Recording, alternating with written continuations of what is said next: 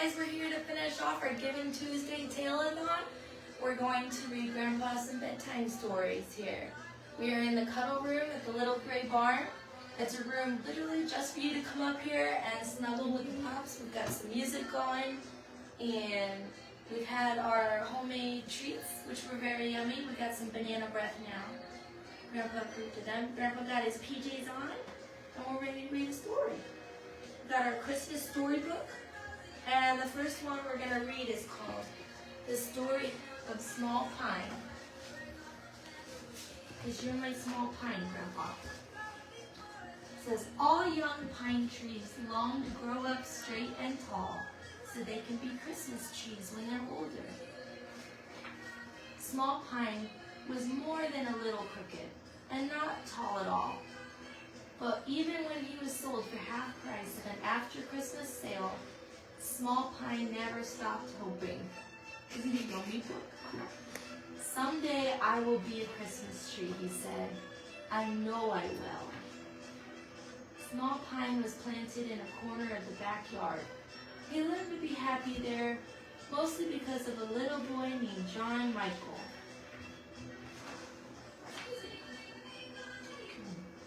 On spring days, John Michael sat quietly and watched a pair of robins make a nest in Small Pine's branches. On hot days, he laid in Small Pine's shade to keep cool. On fall days, he and his puppy Nappy played ball together in Small Pine's corner of the backyard. Thank you, Grandpa. And on winter days, when soft snow covered the ground, John Michael made perfect snow angels all around Small Pine. With the winter and the first snow, Small Pine knew Christmas would be coming soon. Small Pine knew that Christmas would be coming soon. He stood as straight and as tall as he possibly could, still hoping that somehow he would be a Christmas tree. But another taller, straighter tree stood in John Michael's house, decorated with lights and ornaments. On Christmas morning, John Michael tiptoed downstairs, and under the tree were so many presents. But through the window, as the sun was coming up, John Michael saw something even more wonderful. It was Small Pine, covered with new snow, glistening like 100 lights. A family of birds rested on his branches, and the sun shone like a starburst at the top of the little tree. Small Pine, you're a Christmas tree, said John Michael. Small Pine proudly stood as straight and as tall as he possibly could. He was very, very happy. And I said, Grandpa, you think you'll be a Christmas tree this year? You think someone will adopt you and make you their puppy forever? I wish I could, Grandpa. I will take you home in a minute. You've been here for like a year and a half, haven't you? That's too long for the most perfect boy ever. All right, let's do one more. We got The Night Before Christmas. You should probably know this one. Yeah, you know this one. Okay. 'Twas the night before Christmas, and all through the house, not a creature was stirring, not even a mouse. The stockings were hung by the chimney with care, in hopes that St. Nicholas soon would be there. The puppies were nestled all snug in their beds, while visions of sugar plums danced in their heads. And Ma in her kerchief and I in my cap had just settled down for a long winter's nap. When out on the lawn there arose such a clatter, I sprang from my bed to see what was the matter. Away to the window I flew like a flash, tore open the shutters and threw up the sash. The moon on the breast of the new fallen snow gave a luster of midday to objects below, when what to my wondering eyes should appear but a miniature sleigh and 8 tiny reindeer, with a little old driver so lively and quick, I knew in a moment it must be St. Nick.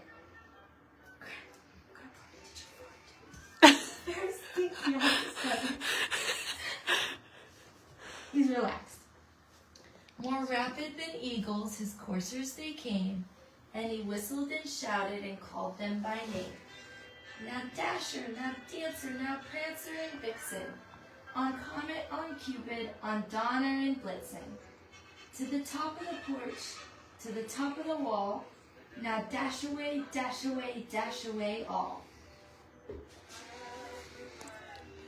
As dry leaves that before the wild hurricane fly, when they meet with an obstacle, mount to the sky, so up to the housetop the coursers they flew, with the sleigh full of toys and St. Nicholas too. And then in a twinkling I heard on the roof the prancing and pawing of each little hoof. As I drew in my head and was turning around, down the chimney St. Nicholas came with a bound. He was dressed all in fur, from his head to his foot, and his clothes were all tarnished with ashes and soot. A bundle of toys he had flung on his back, and he looked like a peddler just opening his pack.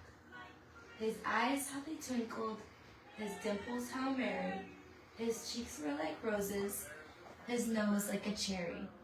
His droll little mouth was drawn up like a bow, and the beard on his chin was as white as the snow. The stump of a pipe he held tight in his teeth, and the smoke it encircled his head like a wreath. He had a broad face and a little round belly that shook when he laughed like a bowl full of jelly. He was chubby and plump, a right jolly old elf, and I laughed when I saw him in spite of myself. A wink of his eye and a twist of his head soon gave me to know I had nothing to dread. He spoke not a word, but went straight to work, and filled all the stockings, then turned with a jerk, and laying his finger aside of his nose, and giving a nod, up the chimney he rose. He sprang to his sleigh, to his team gave a whistle, and away they all flew, like the down of a thistle. And I heard him exclaim, as he drove out of sight, Merry Christmas to all, and to all a good night. You ready for bed, Grandpa? Grandpa, you think someone will find you before Christmas? They didn't last year, but I have a feeling they might this year. Grandpa's an older guy. He doesn't like other dogs or kitty cats. But he is the most perfect dog we've ever had otherwise. He is the sweetest, silliest, lovable old guy. He really doesn't act his age. Even though he's named Grandpa, he really doesn't act his age at all. He does have some pee-pee problems and needs a catheter every once in a while. But other than that, he's potty trained, he's silly, he absolutely loves kids more than anything on the planet. Car rides. He's really good at car rides. I took him to Manhattan for David's Day last year, and he was a total gem. And you could not ask for a better dog. And Grandpa would love to have a home for the holidays, wouldn't you? He's been waiting way too long. I do not know why. If you're a one dog kind of family, Grandpa, you could not do better than Grandpa.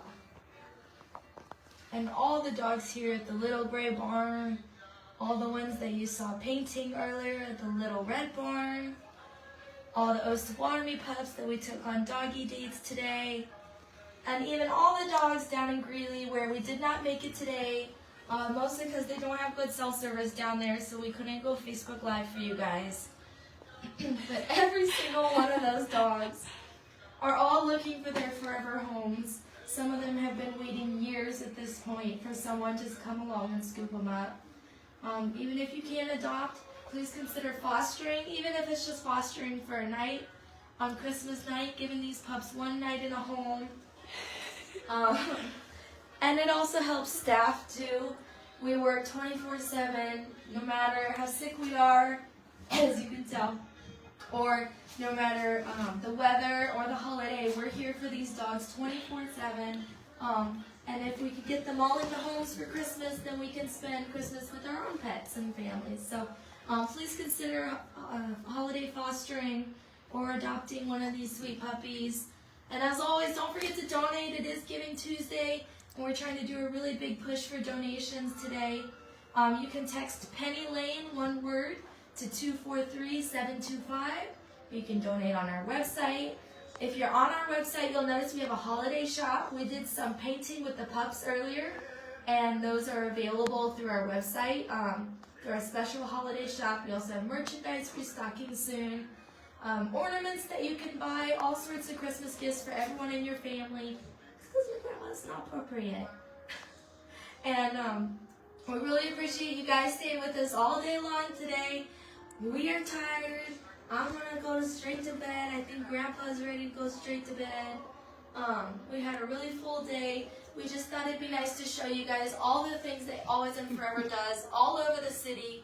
I don't even know how many miles we've driven today, but we've been all over the place showing you all the special animals that Always and Furever has. So thank you for joining. Thank you for donating. Don't forget to buy Christmas gifts. And please, if you're interested in adopting or fostering, share Grandpa's story, share all their stories. Thank you and have a good holiday.